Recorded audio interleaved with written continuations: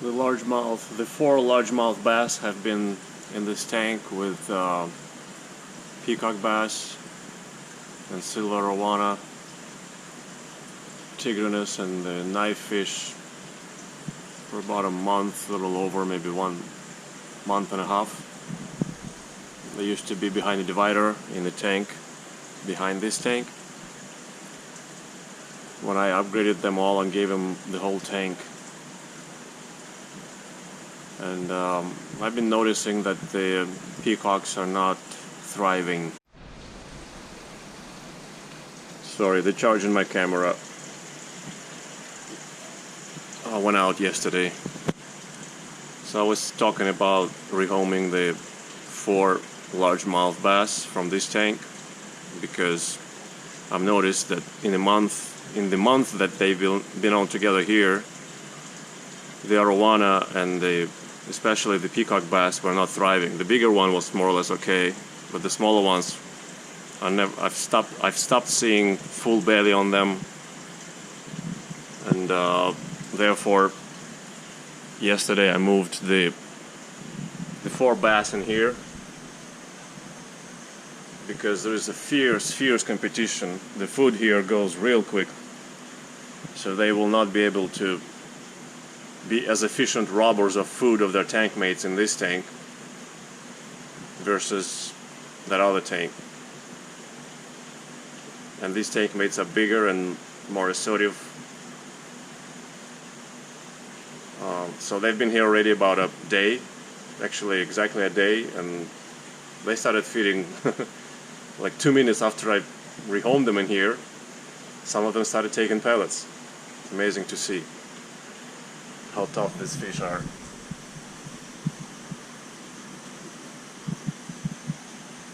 Yep, that's all 4 of them together in one shot. I just gave them some fish and pellets, and they got nice tummies, but not like in the other tank. In the other tank they ate 2-3 times more. They look like a balloon after feeding. Here they look more fish-like.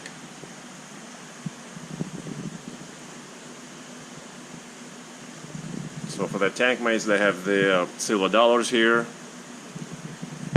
with the 5 phoenix barbs, Spinibarbus dendigulatum, black shark, Asian red-tailed catfish, King Kong parrot, datnoid. For now they have the 7 remaining Jack Dempsey's, 1 lemonfin shark, and 1 odd barb, Dickensia barb in there as well. This is a lemonfin.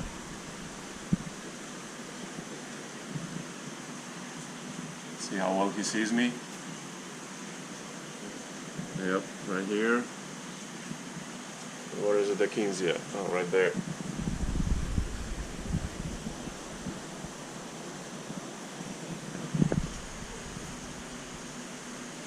And of course the sailfin pleco grumpy in the back.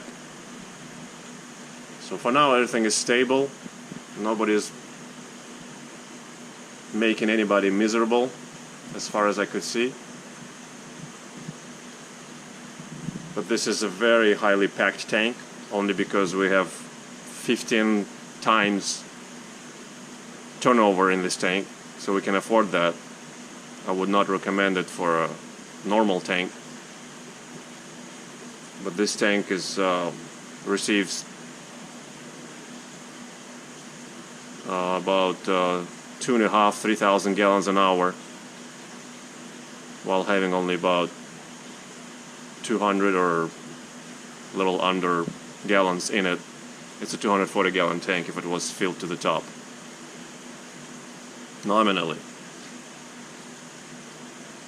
Anyhow, there is a lot of clean water, filtered water that comes in, and that lets me get away with such a high density. But all these fish are high-strung and hyper for the most part, and they don't appear to be suffering from being in such high density in here. None of them are cramped because even though there's many tank mates, they all have plenty of room to swim around and stretch their fins and pick up some speed if they wanted to.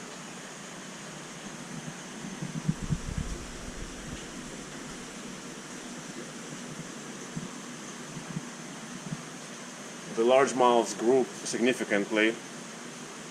I want to say they came at about 4 or 5 inches. I want to say right now they're about 7 inches or so.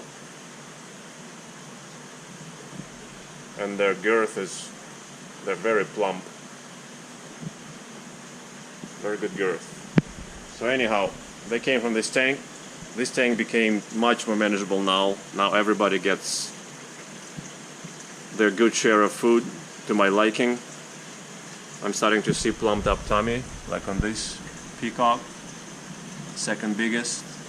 These 2 are supposed to be Kelberries, and the other 3 are Brocopondo, the smaller ones.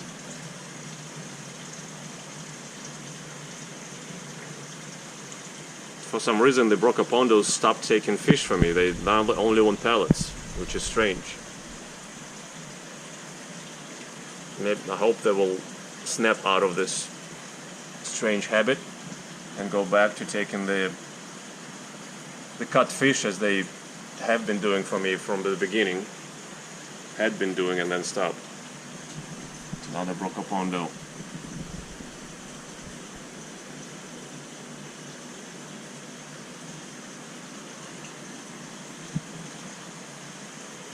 And arowana having plump tummies now too, as you can see, which makes me very happy.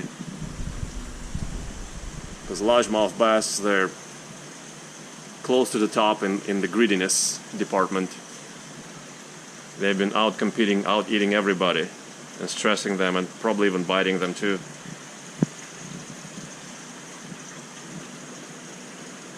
The West African lungfish, clown knife, tigrinus, and the marbled catfish complete the roster of this tank.